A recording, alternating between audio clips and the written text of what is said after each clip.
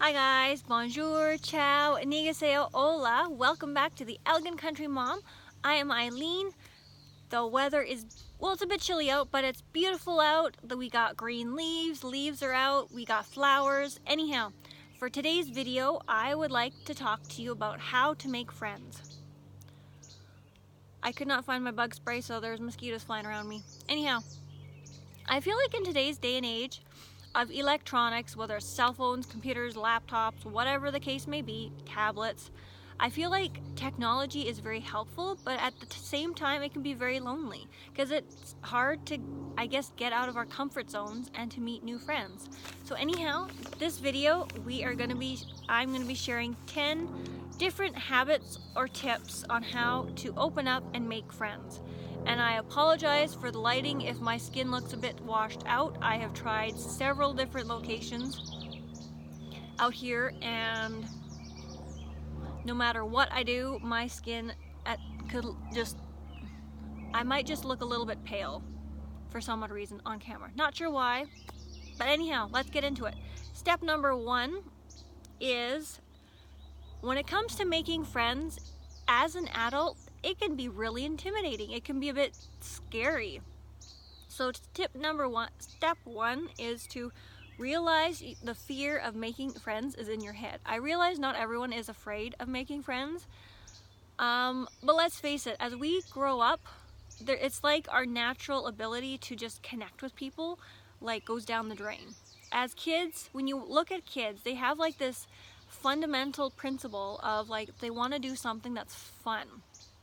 So they use this, I guess, desire to have fun as a way of meeting people. They'll be like, oh, I love trucks. Do you like trucks? Sorry, my paper blew away.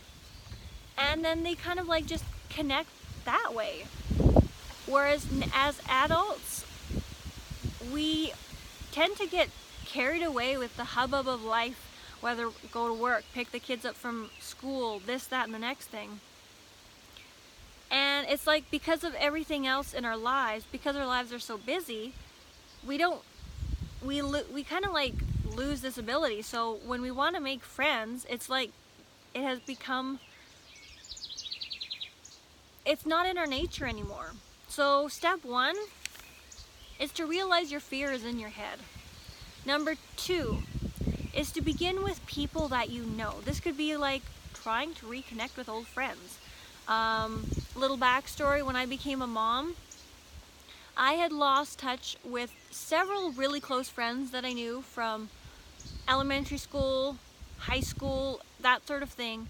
And then after I had my first daughter, it was like this amazing, wonderful, reconnection with all these amazing friends because we'd become moms. So we were able to reconnect with the fact that we were moms, and then again, you discover new interests, and then a friendship reblooms. That's the only term I can think of offhand. Try making small talk with people from a local group, a local group that you go to. It could be like a yoga class, a dance class, or I've often heard of sorry, it's gotten really windy. Anyhow, try making small talk with people from a local group. I've seen friends go to these evening painting seminars where you paint a picture and you can meet people. Something simple like that. What is with this wind? Ow! Pine cone just hit me on the head. And then of course, when a friend invites you, let's say over for a get-together, meet friends of friends, if that makes any sense. When you get to these, I guess, when you go to these invites, make sure, meet friends of friends. Yeah. So step 3, get out of your comfort zone. It's so easy for us to get in a routine and to do what we are familiar with. So get out of your comfort zone. Volunteer. It could be volunteering at a soup kitchen at the food bank, or it could be volunteering, let's say your child is in soccer. Volunteer as, I don't know, a parent supervisor. I'm not entirely sure what the proper term is. But find something out of your comfort zone and do it. That way you can be around new people and you can strike up a conversation. Step number 4 is to make the first step. When you are in one of these situations, whether it be volunteering, going to a local class or whatever, make the first step. It could just be strike up a conversation like, hey, is this your first painting class that you're going to? Or is this like I'm new at this, let's say, function for helping bake sale or whatever. I'm new. I'm so-and-so. And go from there, like put yourself out there, make the first step, introduce yourself. Something that's so simple, yet at the same time it can be easily forgotten. And step number 5 is to be open. Be open-minded, don't judge. When you want to meet new friends, at times we get into like this little bubble of where we want people to be exactly like us. But no two people are the same. We have all been created uniquely. We're all beautifully and wonderfully made.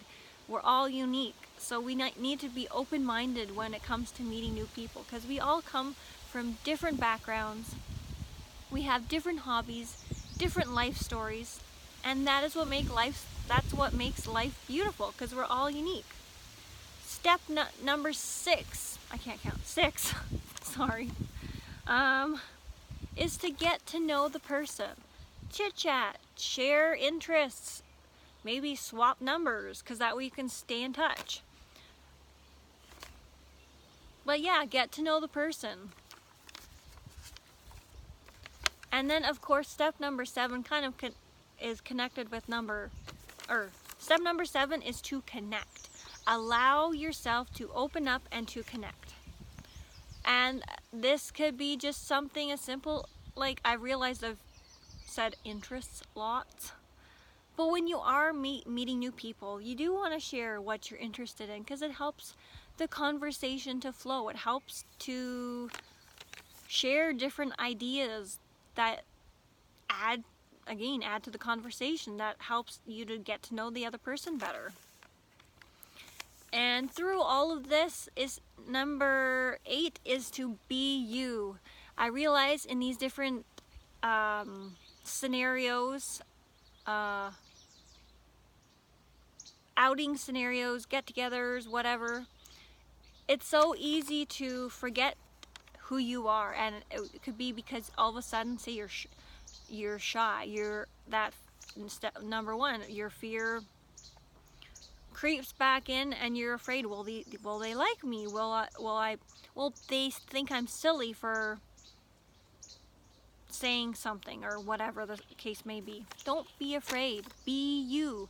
You are a beautiful, wonderful, smart person, and people will totally want to get to know you.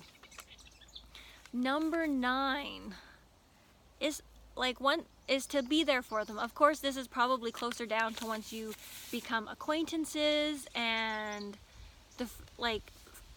new friends. I'm not sure if that's a term or not. But once you start hanging out and sharing interests and, I don't know, just hanging out as friends, let them know that you're there for them, and be there for them where you can. Like, I realize some people can be very demanding, so you don't really, I don't know. That's not quite where I was going. Anyhow. But let them know that you're there for them. Let them know that you're interested in their life. And it could just be as simple as, like, if they lose a loved one, be there for them. I realize food is probably like the most cliche kind of thing to do, but sometimes just making some muffins and taking it to them helps. Just let them know that you're there for them. And finally, number 10 is to stay in touch. One of the best ways to maintain a friendship is, of course, to stay in touch. I think that's how at times we lose friends, because let's say you graduate from high school or college or whatever the case may be. In the beginning, it's easy to stay in touch. You still say message on Facebook or this or that, but as months turn into years, sometimes life gets that way on you and you do lose touch. So the last one is to stay in touch, even though this one is can be very easy or very hard. And So yeah, that is my 10 steps on how to make friends. And remember, I'm not an expert. These are just different things that I do to help, I guess, get me out of my own personal bubble, or comfort zone, I should say. I'm not an expert. I love meeting new people, and I know at times it's so easy to get wrapped up in our phones on Instagram, Facebook, whatever the case may be. So challenge yourself to put your phone down and just strike up a conversation and see where it goes. So anyhow, thank you guys so much for watching. I hope you have an awesome, wonderful day. Like, subscribe, let me know if there's any other video ideas you would like to see. Yeah, thanks for watching. I'll talk to you later. Bye.